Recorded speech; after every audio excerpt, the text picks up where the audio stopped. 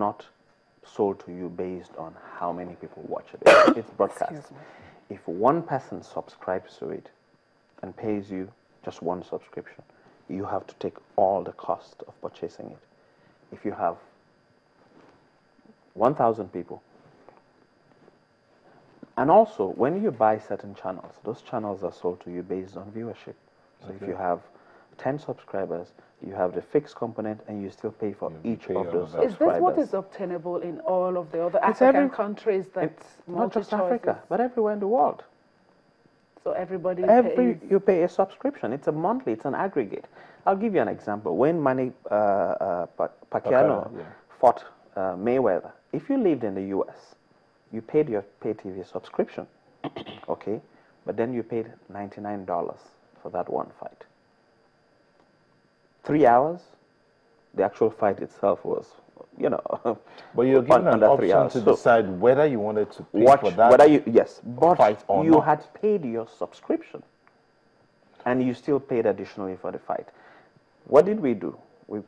That fight was part of the subscription here. We gave it as part of our premium subscription. If you even take the premium subscription and you convert it to dollars, you'd say it's probably about $60-something.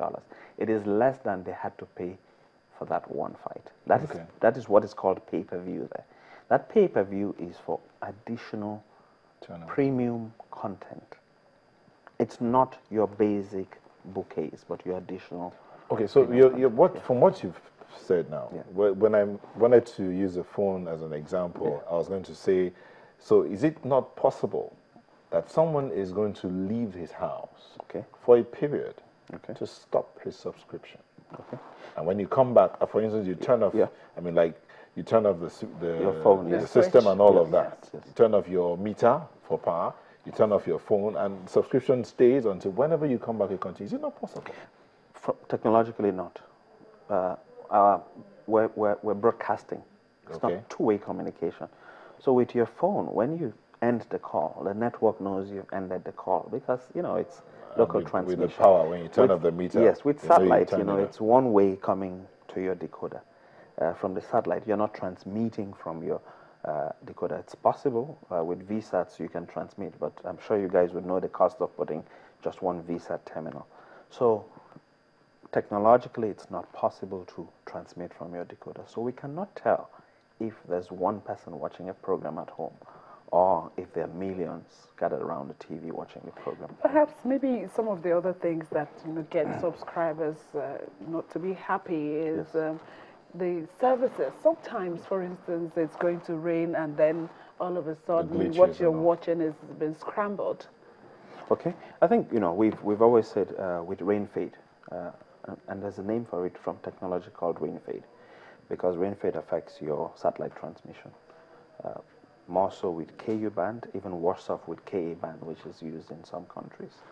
Okay, so what we've always advised is, a lot of times what we see is the quality of the installation.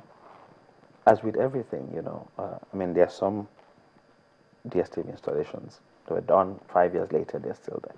There's a lot of wind. Let's take Lagos, for example. A lot of wind, dishes move, maybe the signal quality is not too good. So we're going through a process now where we're with installers reaching out to a lot of people to say you need to check the quality of installation to ensure that it's the highest quality reception you're getting. That way, your interruptions from rain are very minimal. Okay, the difference is we've got a lot more rain here than you'd see. But even, I'll tell you, even in Europe, when they have snowstorms, you have the same.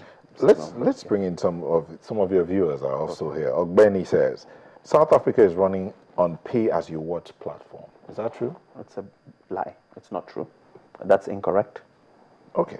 And I can say that, here, that is a perception.